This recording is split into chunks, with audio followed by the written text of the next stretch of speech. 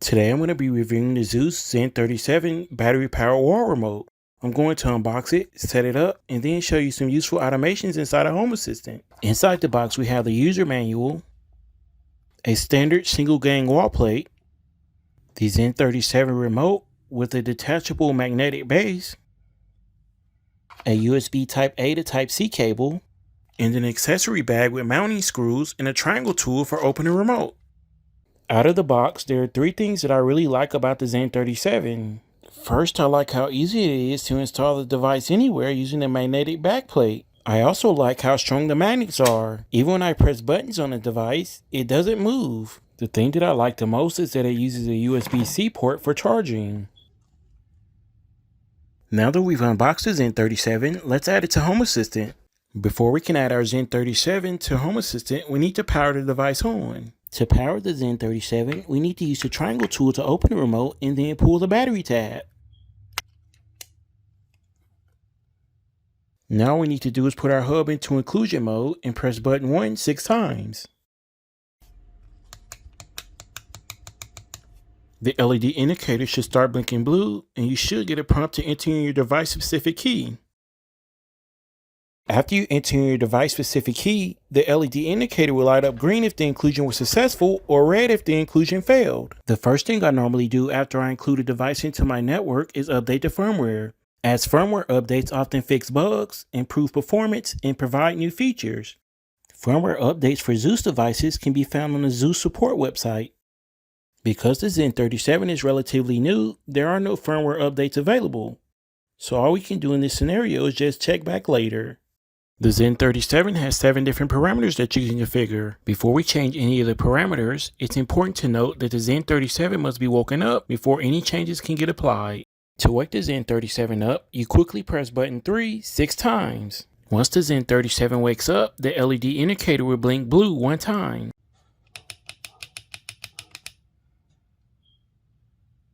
If you change the configuration parameter and then wake the ZEN37 up, the LED indicator will blink green twice to confirm the change.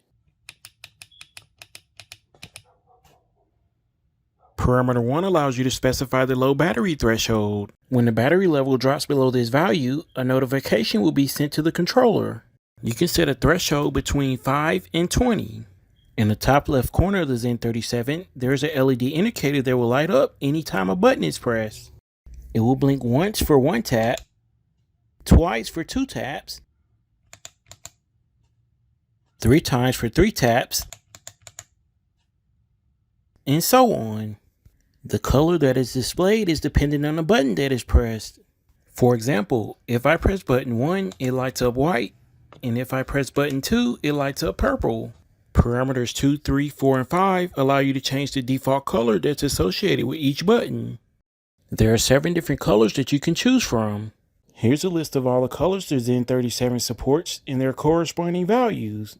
For example, if I wanted the LED indicator to light up red when button 1 was pressed, I would set parameter 2 to a value of 4. Parameter 6 allows you to specify the indicator brightness. This parameter allows you to input a value of 0 through 10. The default value is 5. This means that the LED indicator will light up at 50% brightness. If I wanted the LED indicator to light up at 100% brightness, I would set the value to 10. If I didn't want the LED indicator to light up at all, I would set the value to 0.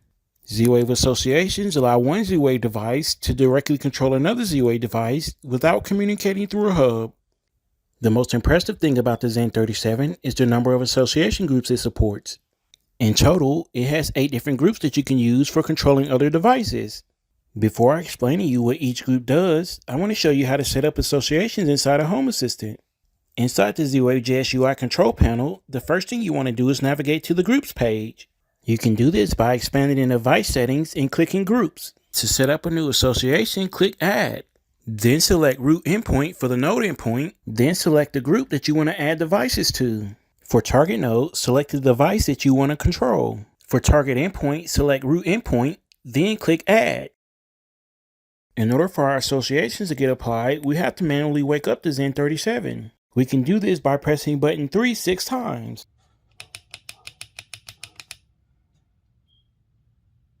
Once our device wakes up, you should see the entry get added to the list.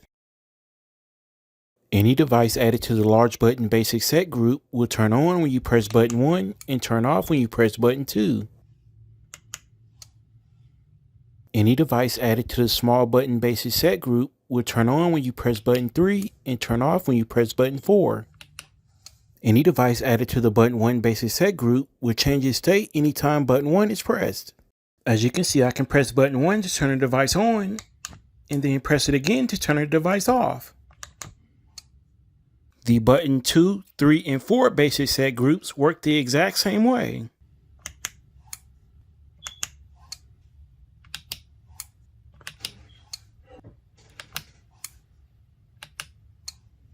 Any device added to the large button switch multi-level change group can have its state changed over time by pressing and holding the large buttons. On the left I have my ZEN37 remote, and on the right I have a dimmer with a bulb attached to it. For reference, this is what it looks like when I dim the bulb using the dimmer. If I press and hold button 1, it causes my bulb to dim up. If I press and hold button 2, it causes my bulb to dim down. Group 5 behaves the exact same way, except it uses the smaller buttons. I can press button 3 to dim up, and press button 4 to dim down. You can configure how long it takes to dim by adjusting parameter 7. Parameter 7 allows you to specify the time it should take in seconds to dim an associated device from 0 to 100%. The switch multi-level change groups can also be used to control other devices that support the multi-level command class. On the left I have my ZEN37 remote, and on the right I have the Zooz ZEN53 DC motor. As you can see, I can press and hold the large buttons to make the motor go up and down. Now that I've unboxed the device and showed you all the configuration settings, I want to show you some useful automations that you can set up inside a Home Assistant. Because the ZEN37 is a scene controller, we can use the events generated from button presses as triggers for our automations. Inside the Home Assistant, click Add Trigger, select Device, and then select your ZEN37 from the device list. Then select Central Scene Action as your trigger. If we click in the Value section, you can see the 7 different triggers that we can use for our automations. If I select Key Press 3 times as my trigger, then press button 1 3 times, it triggers my automation. The ZEN37 is a battery-powered 800 series Z-Wave remote that's easy to install. When you consider the fact that it's USB-C rechargeable and has a variety of associations, it's a great choice for anyone looking for a wire-free way to add remote control to their smart home.